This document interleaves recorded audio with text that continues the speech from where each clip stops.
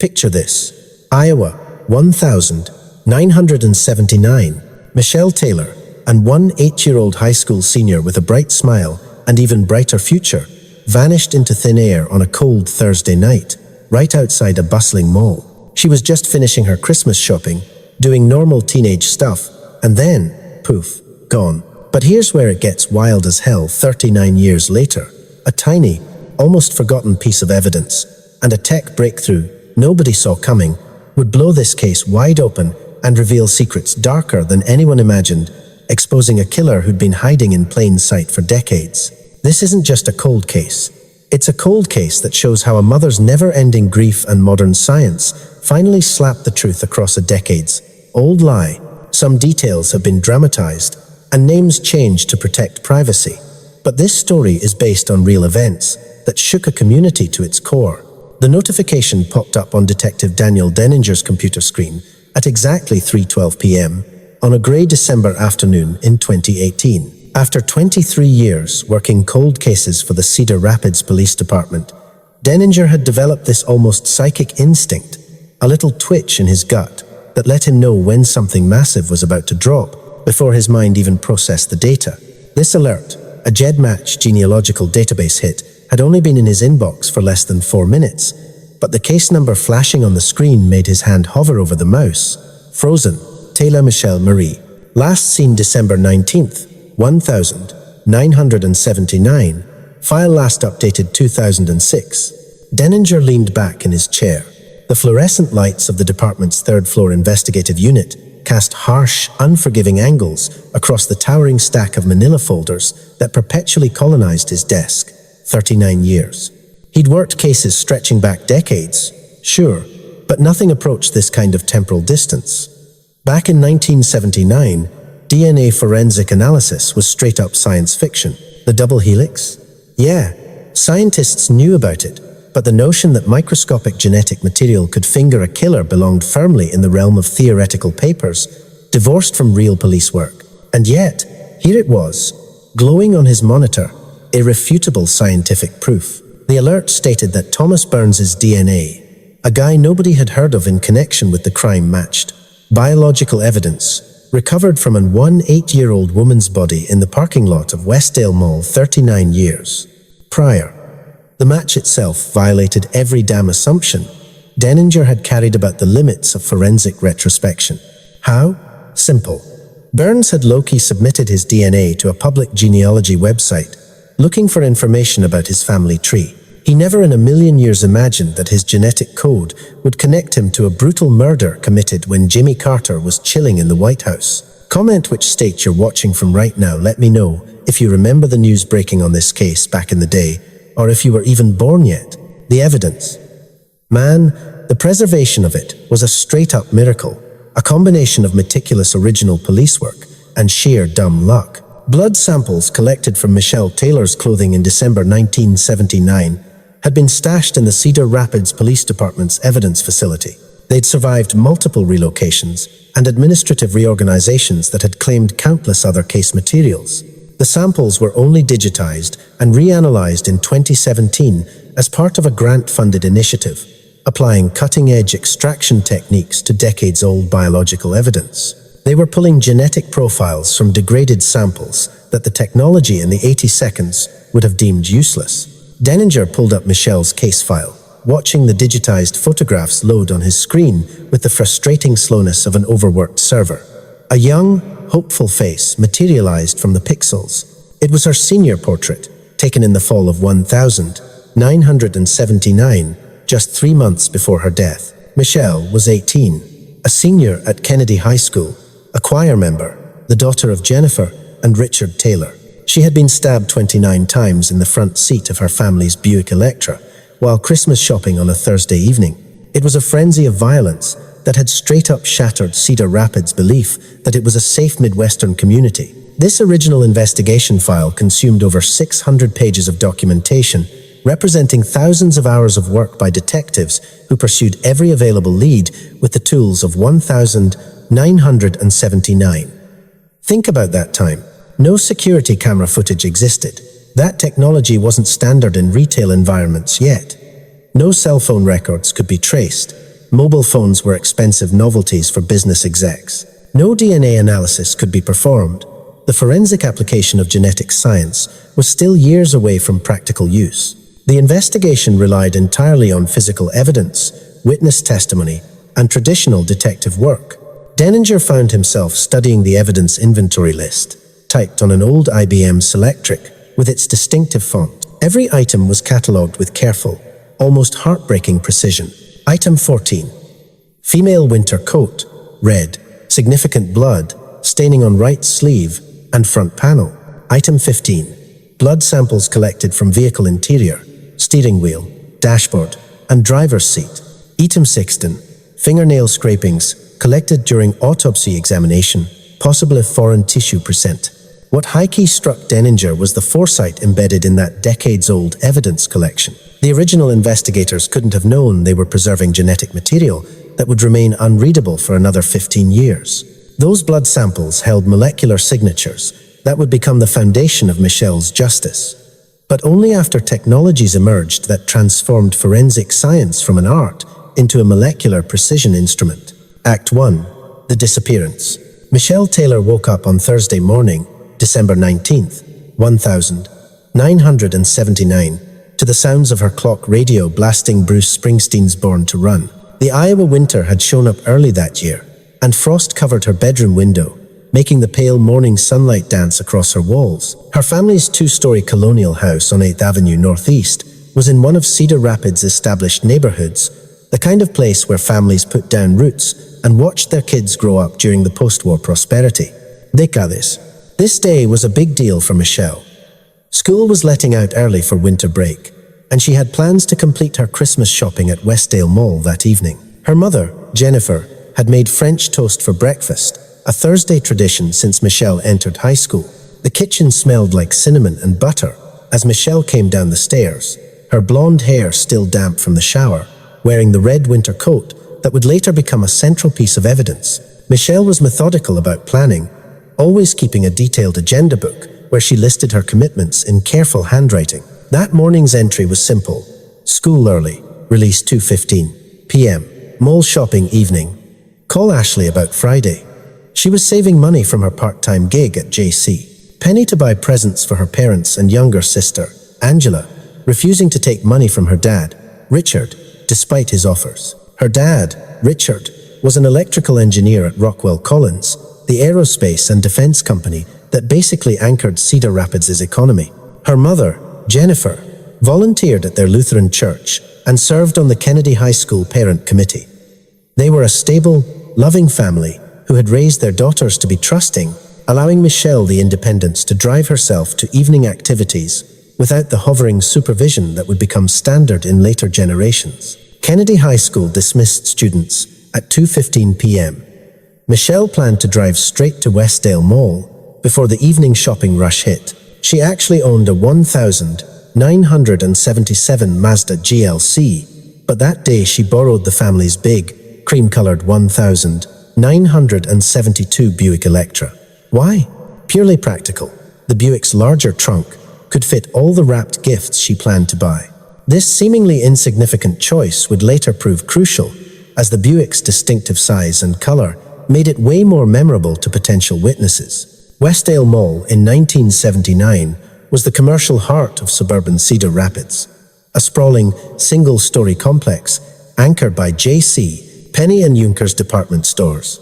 Its parking lot stretched across acres, divided into sections marked by colored signs, blue, green, red, yellow, to help shoppers remember where they parked their rides. Michelle arrived at around 4:30 p.m. She parked the Buick in the mall's northwest section near the J.C. Penney entrance, where she worked. Witnesses later reported seeing her enter the store, browse the women's clothing, and then move to the music section. She bought one album, Supertramp's Breakfast in America. She paid with cash and left the store around 7:30 p.m. The timeline of Michelle's final hour alive would become one of the most scrutinized sequences in Cedar Rapids criminal history. She was seen leaving J.C. Penney at 7:32 p.m., a time verified by the stamp on her purchase receipt. The mall closed at 9 p.m., but stores often started shutting down registers by 8:30. Michelle had apparently finished shopping earlier than she expected, maybe deterred by the crowds. What happened during the next 30 to 45 minutes remained a shady mystery for nearly 4 decades. Michelle never came home that evening. When she wasn't there by 10 p.m., her mother, Jennifer, started calling Michelle's friends, reaching increasingly frantic conclusions, as each call confirmed no one had seen or heard from her daughter since school let out. Her father, Richard, drove to Westdale Mall at 10:40 p.m., searching the parking lot for the distinctive, cream-colored Buick.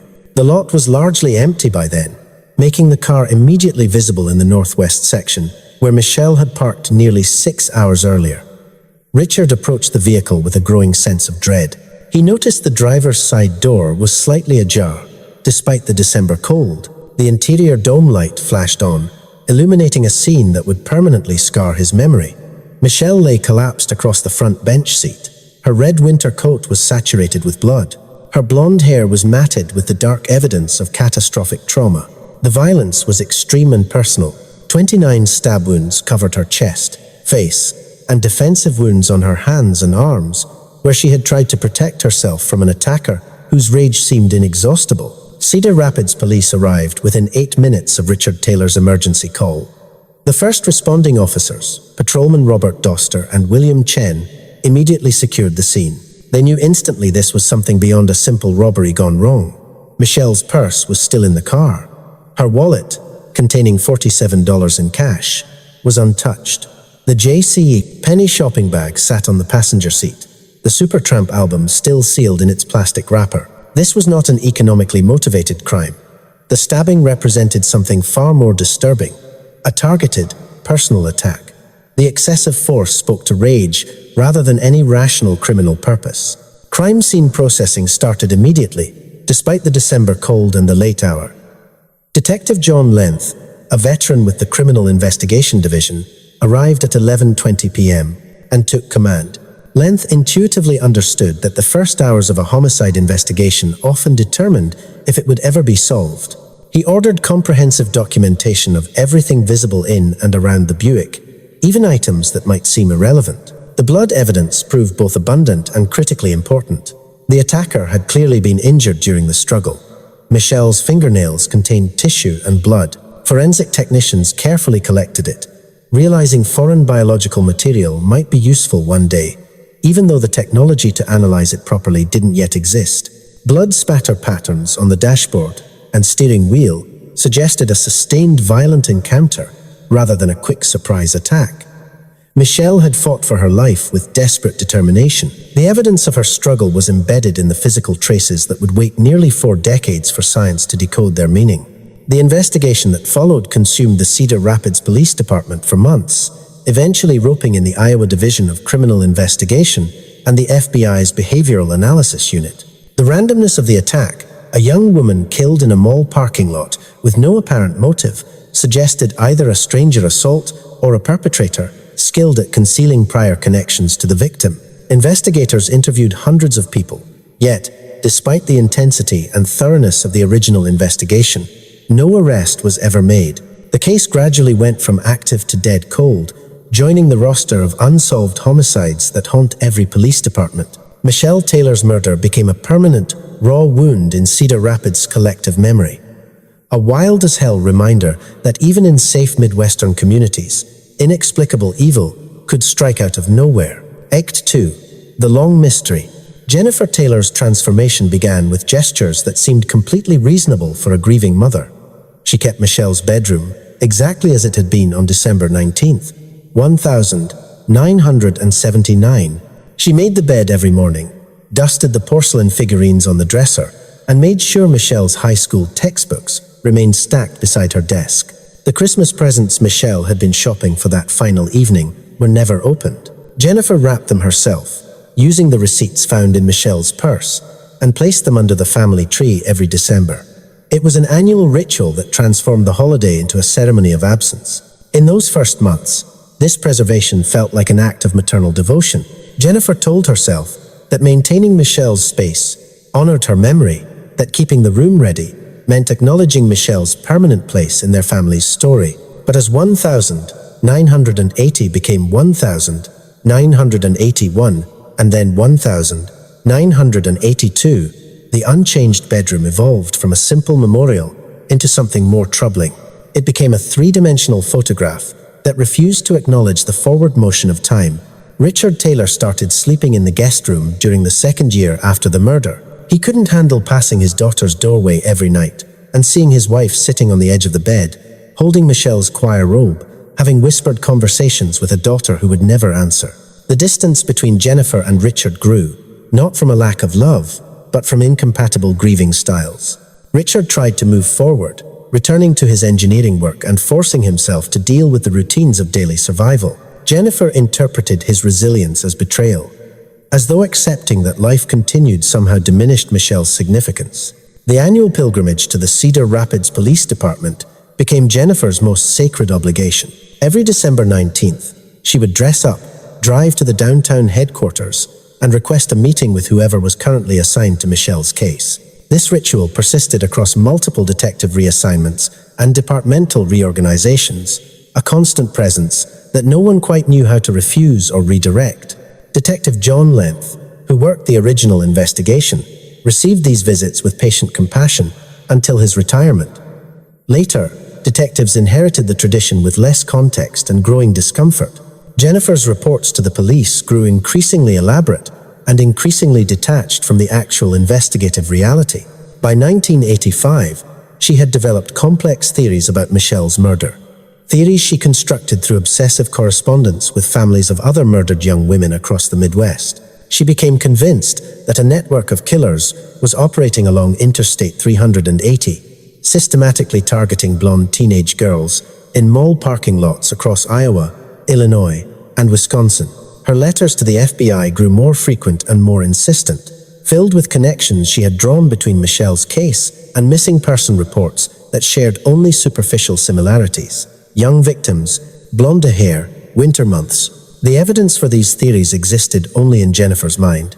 Yet she pursued them with the intensity of someone who had found undeniable truth. She covered the walls of Michelle's bedroom with maps marked by colored pins, indicating where other girls had disappeared. Timelines were written in increasingly erratic handwriting, and photographs of men arrested for similar crimes in neighboring states were taped up. The room that had started as a memorial transformed into an investigative command center that was clearly disconnected from the actual evidence in Michelle's case. What nobody recognized during those long, agonizing years, not Richard, not the detectives, not the concerned friends from church who gradually stopped inviting her to social gatherings, was that buried within Jennifer's obsessive documentation was occasional genuine insight. Her correspondence with other victims' families had created an informal network of shared information that revealed patterns no single jurisdiction had been equipped to recognize. She noticed that several unsolved murders in eastern Iowa during the late 72nd and early 82nd shared characteristics that suggested possible connections, observations that would have been valuable if they hadn't been buried within the larger mass of unfounded speculation. Drop a comment if you think Jennifer's network was actually low-key helpful, even if she was struggling. The Cedar Rapids community's response to Jennifer's grief followed a predictable pattern. Initial sympathy and support gradually gave way to uncomfortable distance. The women's auxiliary at their church stopped inviting Jennifer to volunteer functions after she used a Christmas bazaar planning meeting to distribute flyers about Michelle's unsolved murder. Neighbors remained polite, but avoided extended conversations that might trigger Jennifer's need to discuss theories about her daughter's killer. The social isolation wasn't born from cruelty, but from the community's inability to know how to engage with grief that refused to soften or accommodate normal interaction. Richard Taylor died of a massive coronary on March 8, 1993.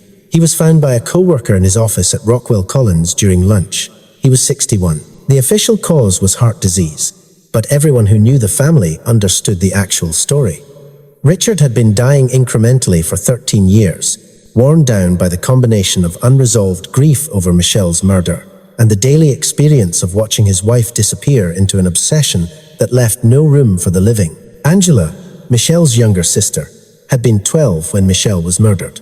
Young enough that her memories of Michelle were filtered through the distorting lens of childhood perspective. By 1993, Angela was 26, married, living in Iowa City, and maintaining careful emotional distance from her mother's all-consuming focus on the past. She loved Jennifer, but had learned that every visit, every phone call, every interaction would eventually circle back to Michelle's murder, and the wild theories Jennifer continued to develop. Angela returned to Cedar Rapids for her father's funeral and faced the overwhelming task of trying to support a mother whose grip on consensual reality had become increasingly tenuous. The funeral service drew a substantial crowd.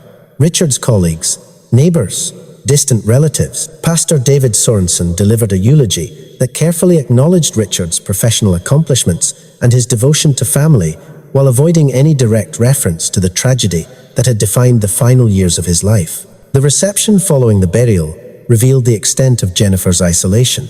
She stood in the church fellowship hall, surrounded by people who had known her for decades, yet she seemed unable to engage in the normal rituals of grief consolation. Every condolence offered about Richard's death became a prompt for Jennifer to discuss Michelle's unsolved case.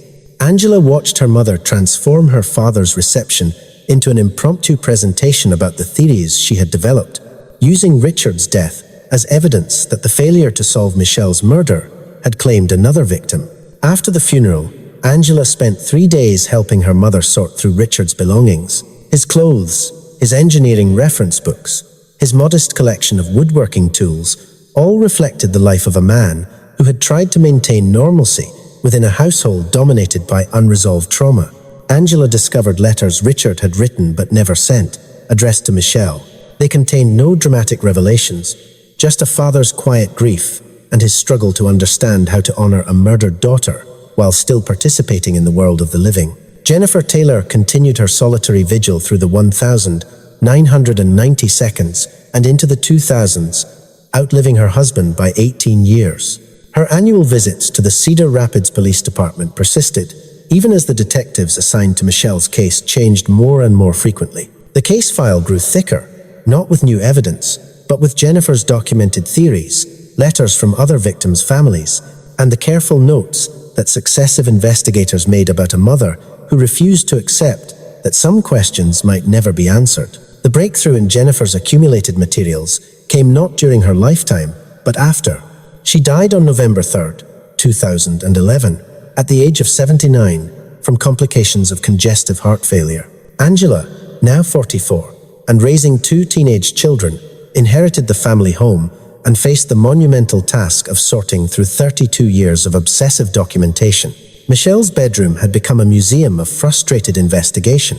Boxes filled with police reports, newspaper clippings, correspondence with families across the Midwest, and the elaborate maps and timelines that Jennifer had maintained with deteriorating coherence. Angela approached the task systematically.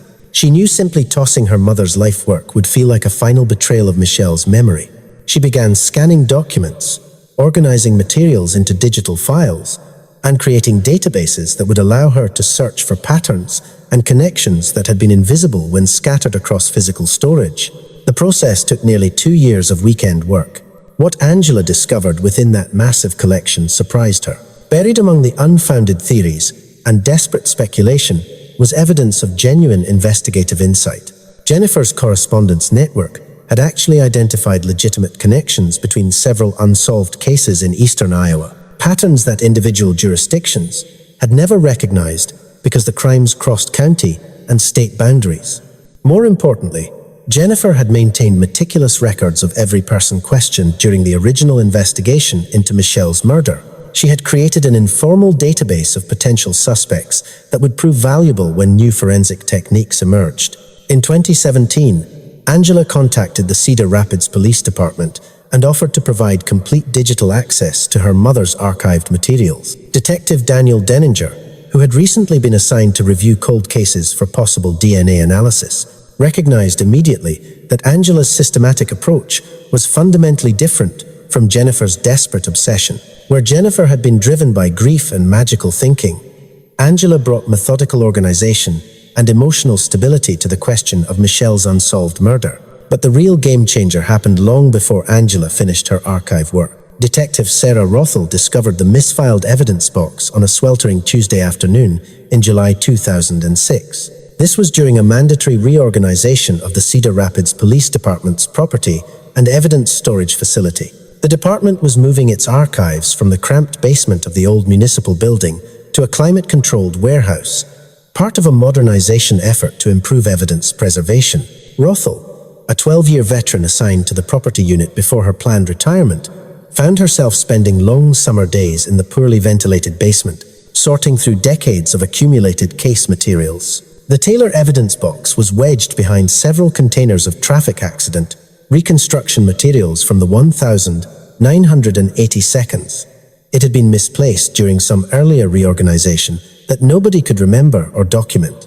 The box itself looked rough, water staining along the bottom edges from a pipe leak sometime in the 1992nd, dust accumulation suggesting years of neglect, and a handwritten label whose ink had faded to a barely legible brown script that read Taylor Homicide 12/79. Rothel lifted the box carefully, surprised by its weight. Inside, she was looking at evidence from a case that predated her law enforcement career by 7 years. The original inventory sheet listed 43 items collected during the investigation. Most were routine: crime scene photos, witness statement transcripts, soil samples, fiber evidence that had yielded no useful matches. But certain items made Rothel pause in the stifling basement air. Evidence bag 17, Michelle's red winter coat. The fabric was stiff with decades-old bloodstains that had oxidized to rust brown but remained clearly visible. Evidence bag 19, blood samples collected from the Buick's interior, preserved in glass vials sealed with red evidence tape. The labels indicated that some blood appeared inconsistent with Michelle's type. O-positive samples found on the steering wheel and dashboard when Michelle's blood type was documented as A positive. The foreign blood samples represented the most significant forensic evidence from the original investigation. Yet, they had yielded no investigative value in 1979. Blood typing could eliminate suspects, but it couldn't positively identify individuals with the precision that modern investigations demanded. The samples had been preserved with careful attention to protocol, following FBI guidelines, but they remained essentially useless until DNA analysis technology emerged in the mid-1980s. Rothel also found detailed notes from the original forensic examination, handwritten by crime scene technician Thomas Wallace. Wallace had collected blood samples from 17 different locations within the Buick. His notes indicated his suspicion that the O-positive blood came from the perpetrator, likely the result of defensive wounds inflicted by Michelle during her desperate struggle. More significantly, Rothel discovered that fingernail scrapings collected during Michelle's autopsy had been preserved in sealed containers that showed no signs of degradation or contamination. The medical examiner's notes indicated that tissue and blood had been recovered from beneath several of Michelle's fingernails, consistent with her having scratched her attacker during the violent encounter. In 1979, this biological material was just a note. By 2006, it represented potential DNA evidence that could identify Michelle's killer with scientific certainty. The realization of what she was holding high-key transformed Rothel's routine inventory task into something far more consequential. She immediately contacted Detective Daniel Denninger, who was now with the cold case unit. Denninger arrived at the storage facility within 30 minutes. Michelle Taylor's murder was, and still is, one of Cedar Rapids' most notorious unsolved cases. Denninger carefully examined each evidence item, knowing that the preservation quality would determine whether DNA analysis could succeed. The blood vials had remained sealed since 1979. The fingernail scrapings had been stored in airtight containers, not ideal by contemporary standards, but potentially sufficient for the advanced extraction techniques that had emerged during the previous decade. The evolution of DNA forensic technology had been dramatic since the technique's first criminal application in the mid-1980s. Early analysis required large, fresh samples. By 2006, new methods allowed analysts to extract usable genetic profiles from microscopic samples, degraded evidence, and biological material that had been stored for decades. The Iowa Division of Criminal Investigations Criminalistics Laboratory had recently acquired equipment capable of analyzing the exact type of aged samples preserved in Michelle's case. Denninger initiated the formal process of submitting evidence for DNA analysis in August 2006. He knew bureaucratic procedures, and laboratory backlogs meant results could take months or even years. The blood samples and fingernail scrapings were sent to the state laboratory in Ankeny under strict chain of custody protocols. The lab analysis consumed nearly 18 months. The blood vials yielded partial DNA profiles. The fingernail scrapings proved more productive, containing skin cells that had remained remarkably well preserved, despite their age. By March 2008, Laboratory Director Dr. Michael Thompson delivered preliminary results that confirmed what Thomas Wallace had suspected in 1979. The foreign blood and tissue samples came from someone other than Michelle Taylor. The DNA profile was entered into the FBI's Combined DNA Index System, CODIS, the national database that compares genetic evidence from crime scenes against profiles of convicted offenders. Denninger waited for the notification that would indicate a match. CODIS hits had solved countless cold cases by identifying perpetrators whose DNA had been collected during subsequent arrests for unrelated crimes. Days became weeks, weeks became months, and no match appeared. Whoever had killed Michelle Taylor either had never been arrested for a crime requiring DNA collection or had died before the widespread implementation of DNA database requirements. The investigation stalled again, but this time with a crucial difference. The DNA profile existed as a permanent scientific fingerprint. It was waiting for the technological or investigative breakthrough that would finally attach a name to the genetic code. Denninger kept the case file active. The profile sat in CODIS, silently comparing itself against every new entry, searching for the match that would deliver justice after nearly 3 decades of waiting. The real breakthrough began not in a police laboratory, but in the suburban basement of a genetic genealogist named Ashley Moore. By 2018, Moore had established herself as the leading expert in applying consumer DNA databases to criminal investigations. She was using the same genetic comparison methods that helped adoptees find biological parents to instead identify violent offenders who had evaded traditional law enforcement for decades. Detective Daniel Denninger contacted Moore in September 2018 after reading about her success solving the Golden State Killer case in California. That investigation had proved that even partial DNA profiles from decades-old evidence could be matched to perpetrators through genealogical database searches. This bypassed the limitations of CODIS, which needed a direct match to someone already in the criminal justice system. The methodology exploited a simple biological reality. Everyone shares genetic material with relatives, and those relationships leave quantifiable signatures in DNA that can be traced through family trees. Moore agreed to analyze the DNA profile extracted from Michelle Taylor's fingernail scrapings. The process began by uploading the crime scene DNA profile to GEDmatch, a public database where people who had taken commercial ancestry tests could voluntarily share their genetic info to find relatives. The upload produced immediate results, not a direct match to the killer, but connections to dozens of distant cousins. Their genetic overlap with the crime scene DNA indicated shared ancestry several generations back. Moore began the painstaking work of constructing family trees for each identified cousin. She worked backward through birth certificates, marriage records, census data, and obituaries to identify common ancestors who had lived in Iowa during the 19th and early 20th centuries. The genealogical research took 6 weeks of intensive work. Moore constructed elaborate family trees that eventually converged on a married couple named Richard and Ida Burns, who had homesteaded land in Lynn County during the 1882nd. The Burns family had produced numerous descendants who remained in eastern Iowa, creating a genetic web that connected the crime scene DNA to dozens of potential suspects through various family branches. Smash that subscribe button if you want more stories like this. This is where the case gets really wild. Moore systematically eliminated possibilities by analyzing age, gender, and geographic location. The killer had to be male, based on Y chromosome markers.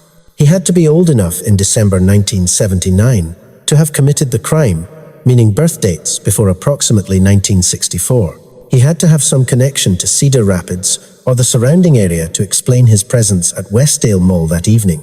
These filters reduced the suspect pool from dozens to 6 individuals, all descendants of Richard and Ida Burns. Denninger received Moore's preliminary report on November 28, 2018. The 6 potential suspects ranged in age from 54 to 68, all living within a 100-mile radius of Cedar Rapids. 2 had died. 3 had criminal records that made them plausible suspects. one name appeared with no obvious red flags. Thomas Burns, age 64, living in Manchester, Iowa, approximately 40 miles north of Cedar Rapids. The challenge was now obtaining DNA samples from the living suspects to determine the match. Asking directly for voluntary samples risked alerting a guilty suspect and potentially triggering a flight or evidence destruction. Denninger needed to collect DNA surreptitiously, using methods affirmed as legal, abandoned biological material that individuals had discarded without any expectation of privacy. The surveillance of Thomas Burns began on December 3, 2018. Undercover officers followed Burns through his daily routines in Manchester, a small town of 5,000 residents. Burns owned a farm supply business and had lived there for most of his adult life. He appeared to lead an unremarkable existence. Methodist church services, lunch at the local Casey's General Store, slow-paced business transactions. The DNA collection opportunity came on December 6th. Burns discarded a drinking straw after finishing a soda at a local restaurant. Officers retrieved the straw from a public trash receptacle and submitted it immediately to the state laboratory for comparison against the Taylor crime scene profile. The analysis required 72 hours of processing time that felt interminable to Denninger. He understood that a positive match would solve a case that had haunted Cedar Rapids for 39 years. The laboratory director called Denninger at 2:15 p.m. on December 10, 2018. The DNA from Thomas Burns's discarded straw matched the profile from Michelle Taylor's fingernail scrapings with a statistical certainty of 1 inch several trillion. After nearly 4 decades, Michelle's killer had been identified with scientific precision that admitted no reasonable doubt. Comment 2 if you saw that twist coming, or 1 if you were completely shocked that the killer was found this way. Denninger spent the following week building a comprehensive background investigation into Thomas Burns before executing an arrest. What emerged was a portrait of a man who had lived an outwardly conventional life while harboring secrets that no one in Manchester suspected. Burns had been 25 years old in December 1979, living in Cedar Rapids and working in construction. He had no documented connection to Michelle Taylor, no obvious motive, and no prior criminal record that would have made him a suspect in the original investigation. Further research revealed troubling patterns. Burns had been questioned briefly during the initial investigation as part of the broad canvassing of young men who lived or worked in Cedar Rapids, but the interview had been perfunctory and never progressed to serious scrutiny. He had moved to Manchester in 1982, marrying and establishing his farm supply business, all while maintaining complete silence about whatever had transpired in the Westdale Mall parking lot 3 years earlier. The arrest came on December 19, 2018, exactly 39 years to the day after Michelle Taylor's murder. Denninger led a team of officers to Burns's farm supply store in Manchester. They took him into custody without incident in front of stunned employees and customers who knew Burns only as a quiet, unremarkable businessman. The arrest warrant detailed the DNA evidence with clinical precision, explaining how genetic genealogy had accomplished what 3 decades of traditional investigation could not. Burns's response to interrogation revealed nothing. He invoked his constitutional right to remain silent and refused to provide any statement about Michelle's murder. The DNA evidence made his cooperation unnecessary for prosecution purposes, but his silence denied investigators and Michelle's family any insight into the motivation or circumstances that had led a 25-year-old construction worker to commit such horrific violence against a teenage stranger. The investigation into Thomas Burns's background accelerated immediately following his arrest. What emerged was a pattern of deception and violence that had remained hidden beneath the surface of small-town respectability for 4 decades. Detective Daniel Denninger assembled a task force that included the Iowa Division of Criminal Investigation and FBI behavioral analysts. Burns's criminal history before Michelle's murder was minimal: a 1,977 citation for disorderly conduct and a 1,978 arrest for public intoxication. Nothing in these records suggested the capacity for the extreme violence that characterized Michelle Taylor's killing. Yet, the absence of documented criminal behavior before December 1979 made psychological sense to the FBI analysts. Many violent offenders commit their first serious crimes during their mid-20 seconds a developmental period when impulse control mechanisms sometimes fail catastrophically. The task force confirmed that Burns had been living in Cedar Rapids in December 1979, renting a basement apartment and working for a construction company. His work schedule placed him in the general vicinity of Westdale Mall during the time frame when Michelle was killed. The randomness of the encounter, a construction worker and a high school senior with no apparent prior connection, fit the profile of an opportunistic predator. More disturbing patterns emerged when investigators examined Burns's movements during the years immediately following Michelle's murder. He had relocated to Manchester in June 1982. This move appeared sudden and without obvious economic motivation. His construction employment in Cedar Rapids had been stable, yet he abandoned it to purchase a struggling farm supply business in a town where he had no family connections. The relocation suggested someone creating distance from a place that held dangerous associations. Denninger's team interviewed dozens of Manchester residents, searching for indications of violent tendencies or suspicious behavior. The portrait that emerged was unsettling in its ordinariness. Burns had been a quiet, somewhat withdrawn businessman. His marriage had ended in divorce in 1995, but the separation appeared amicable. Yet, buried within these apparently normal life patterns were troubling incidents that had never been reported to law enforcement. 3 women who had worked for Burns during the 1,980 and 1,990 described uncomfortable interactions, inappropriate comments, invasive questions about their personal lives, and boundary violations that stopped just short of actionable harassment. None had filed formal complaints, attributing Burns's behavior to social awkwardness rather than malicious intent. The pattern suggested someone who tested limits and assessed vulnerability while maintaining plausible deniability. The search of Burns's property in Manchester, authorized by warrant on December 20th, 2018, yielded evidence that transformed the understanding of his decades-long deception. The main residence contained nothing incriminating, but investigators, using ground-penetrating radar, identified anomalies beneath the concrete floor of a detached garage Burns had constructed in 1986. Excavation revealed a metal lockbox buried 3 feet below the surface, sealed in plastic and preserved against moisture damage. The lockbox contents documented a secret life that contradicted everything Manchester residents believed about Thomas Burns. Inside were photographs, dozens of images showing young women photographed without their knowledge in public settings. The photos dated from the early 1980s through the mid-1990s, all depicting blonde women between approximately 16 and 25 years old, often captured in parking lots or shopping areas where they appeared unaware of being surveilled. More significantly, the box contained personal items that appeared to be trophies: a woman's watch, several pieces of inexpensive jewelry, a student identification card from a University of Iowa student who had been reported missing in 1985, a small ceramic angel figurine.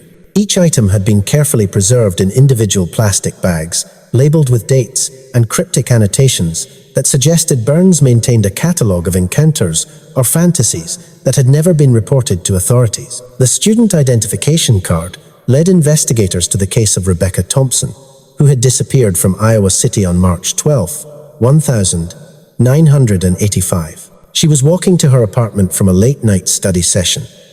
Thompson's case had remained unsolved, her body never recovered. The presence of her ID in Burns's possession suggested involvement in her disappearance, though the absence of DNA evidence or physical remains made prosecution for that crime uncertain. Forensic analysis of the photographs revealed that they had been taken across multiple locations in eastern Iowa: Cedar Rapids, Iowa City, Waterloo, Dubuque. This suggested that Burns had maintained his predatory surveillance activities across a wide geographic area for the decade following Michelle's murder. The images themselves weren't illegal, but they documented a pattern of stalking and obsessive focus on young blonde women that provided deep insight into Burns's psychological profile. The discovery that devastated Denninger came when the task force reconstructed the timeline of the original 1979 investigation into Michelle's murder. Thomas Burns had been interviewed on January 8, 1980, as part of the systematic canvassing of young men who lived or worked in Cedar Rapids. The interview had been conducted by a single detective who found nothing suspicious in Burns's account of his activities on December 19th. Burns claimed he had been home alone that evening watching television, an alibi that was impossible to verify, but equally impossible to disprove. The interview notes revealed that the detective had considered Burns an unlikely suspect, based purely on demeanor and presentation. Burns had appeared cooperative, answered questions without evasion, and voluntarily provided blood samples for type comparison. His blood type, O positive, had matched the foreign blood found in Michelle's car, but in 1980, that coincidence meant nothing definitive. Approximately 42% of the population shared O positive blood type, making it insufficient grounds for a focused investigation. More tragically, the original investigation had come within days of potentially solving the case through traditional methods. Detective John Length had identified Burns as someone warranting additional scrutiny based on the blood type match and his proximity to Westdale Mall. Length had planned to conduct follow-up interviews and surveillance, but the investigation had been overwhelmed by hundreds of potential suspects and thousands of investigative leads. Burns had simply disappeared into the mass of possibilities, never receiving the sustained attention that might have identified him as Michelle's killer decades earlier. Part 2.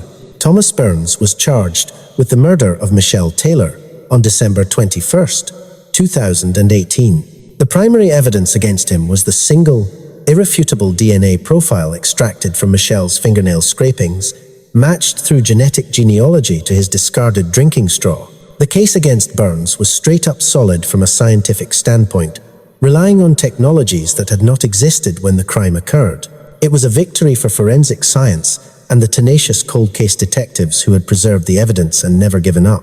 But Denninger and the prosecution team, led by Assistant County Attorney Matthew Anderson, knew they needed more than a DNA match to secure a conviction. They needed to establish opportunity, motive, and a narrative that explained how an 8-year-old girl and a 5-year-old construction worker, with no prior connection, ended up in a struggle to the death in a mall parking lot. They needed to take the science and turn it into a compelling story of a cold, calculated crime and a decades-long deception.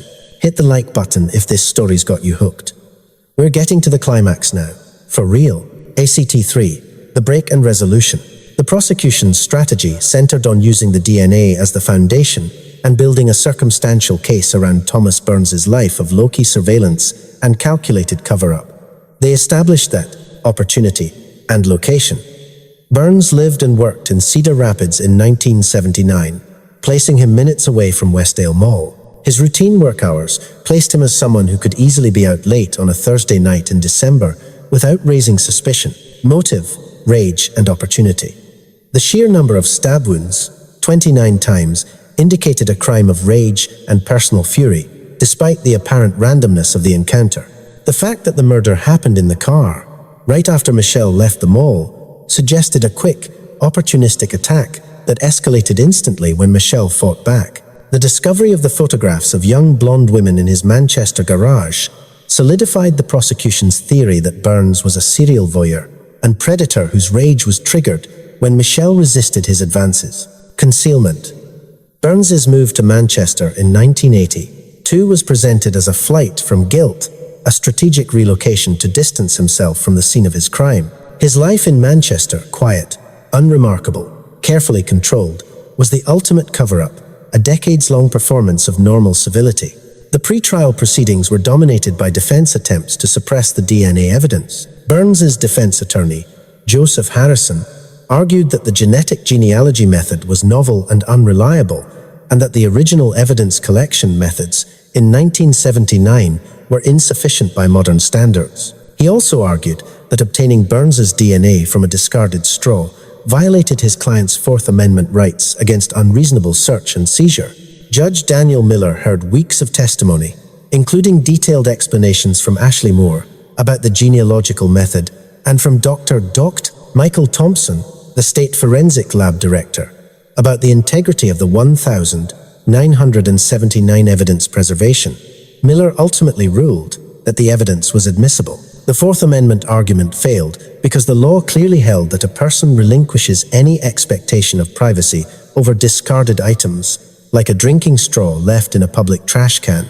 The genealogical method was deemed scientifically sound and reliable, essentially treating the public databases as a massive, legally acceptable clue network. Tell me in the comments what case you want to hear next, if you love how science is solving these old mysteries. The trial began on February 4th, 2020, in the Lynn County District Court. The courtroom was packed.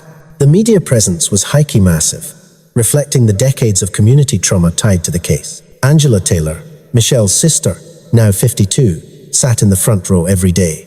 She represented the family's presence in the present, a living connection to the victim. She had digitized her mother's decades of documents, a massive archive that helped the prosecution understand the community impact and the timeline of the initial police failures. The prosecution's opening statement was delivered by Matthew Anderson.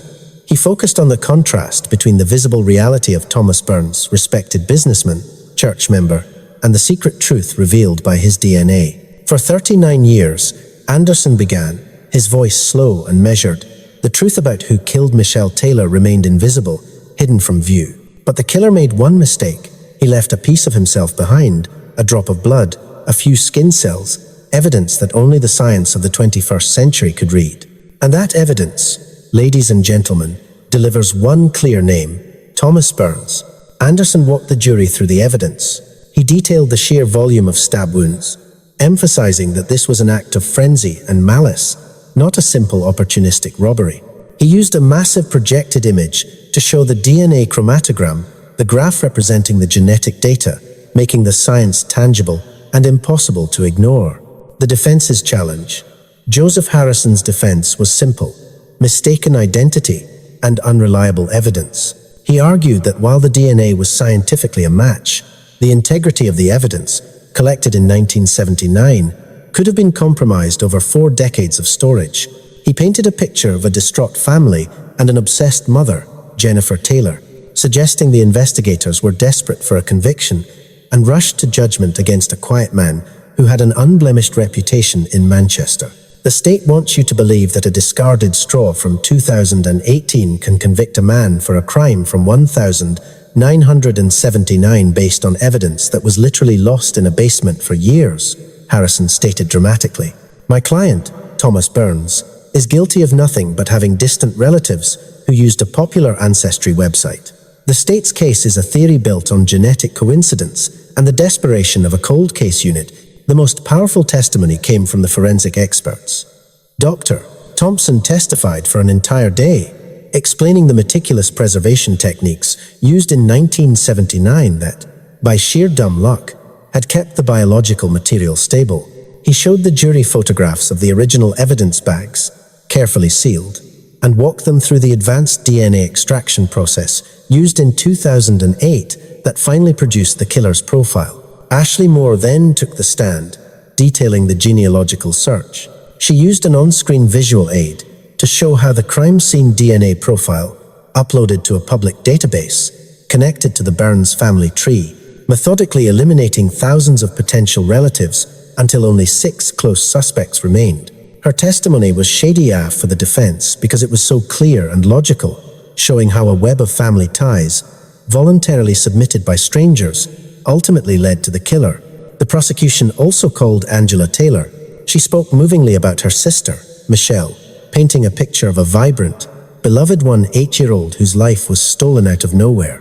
She then testified about her parents' decades-long struggle and her mother's obsessive, yet strangely methodical, documentation.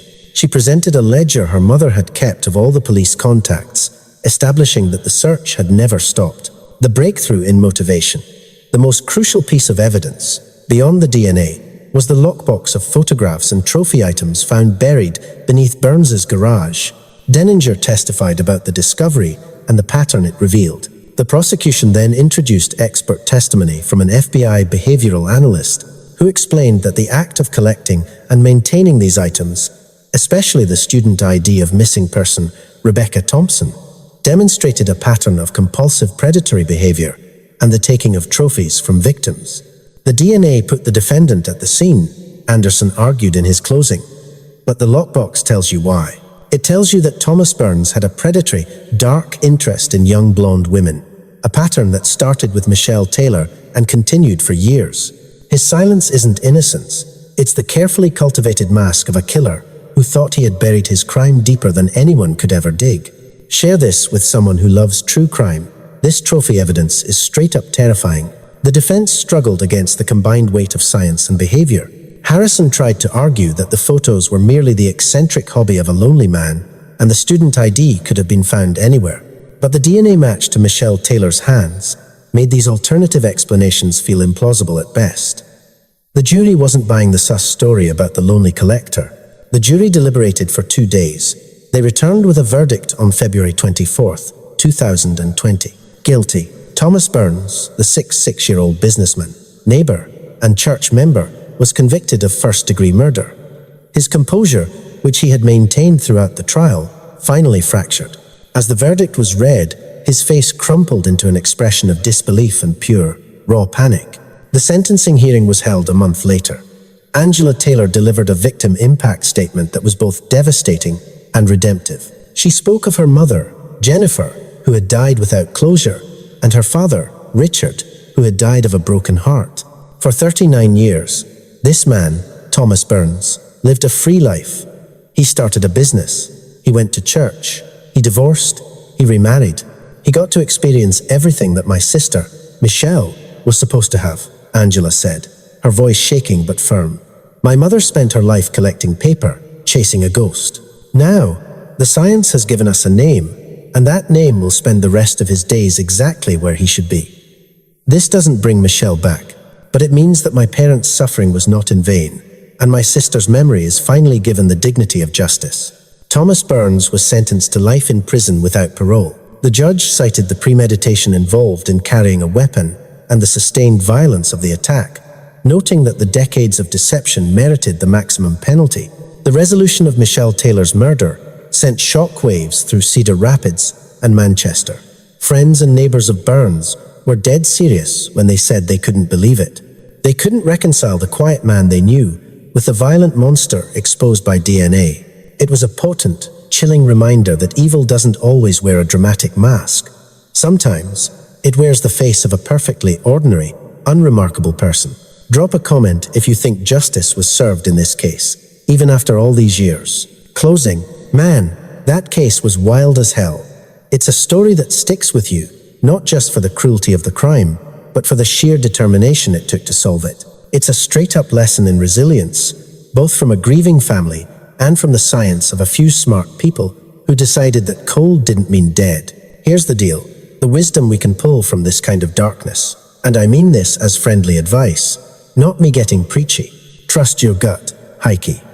Michelle Taylor's case shows how quickly things can go from fine to terrifying. If a situation, a person, or a place feels sketchy, you have every right to get out. Don't worry about being polite. Don't worry about what someone else thinks. Your safety is no cap the most important thing. Trust your gut. When something feels off, stay aware of your surroundings. This happened in a mall parking lot, a place we all go.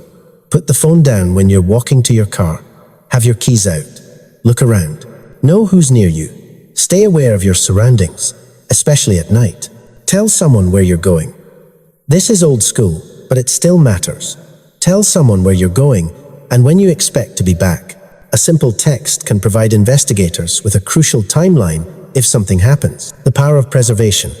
This case was solved because some anonymous forensic technician in 1979 was meticulous enough to correctly bag and label a sample of blood and some fingernail scrapings, even though the technology to analyze them didn't exist.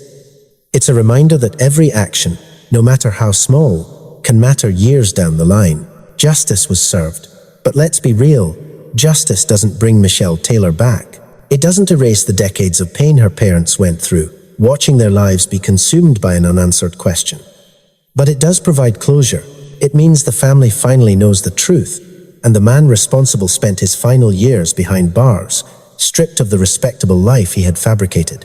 Angela Taylor worked with the Martino Foundation, named after the original victim in this case, as an advisor, helping to evaluate old cases that might benefit from the same genetic genealogy techniques that solved her sister's murder. She remained involved, serving as a bridge between other grieving families and the complex forensic science that could potentially deliver answers. On December 19th, 2021, 42 years after Michelle's murder, Angela visited the family memorial in Cedar Memorial Cemetery. The marker, installed after the trial concluded, carried Michelle's name, her dates of birth and death, and a simple inscription, "Beloved daughter and sister, forever, 18. Justice delayed but not denied." Angela stood in the cold, remembering the sister she had known only briefly and the parents whose lives had been consumed by unanswered questions. The grief remained, but it had been transformed by knowledge. Michelle could finally rest. The truth had taken 4 decades to emerge, had required technologies that didn't exist when Michelle died, and had depended on the persistent obsession of a grieving mother and the systematic organization of a surviving sister. But it had emerged. Thomas Burns would spend his remaining years in prison, and Michelle Taylor's name would be remembered not as an unsolved mystery, but as a solved case that demonstrated the incredible power of scientific advancement to deliver justice across the vast distances of time. Smash that subscribe button if you want more stories like this. Next week, we're diving into the 1,990 disappearance of a college student in Florida that took a secret informant and a massive hurricane to finally break the silence. You won't want to miss it. Peace out. Drop a comment with 1 if you're loving this genre, and I'll see you next week.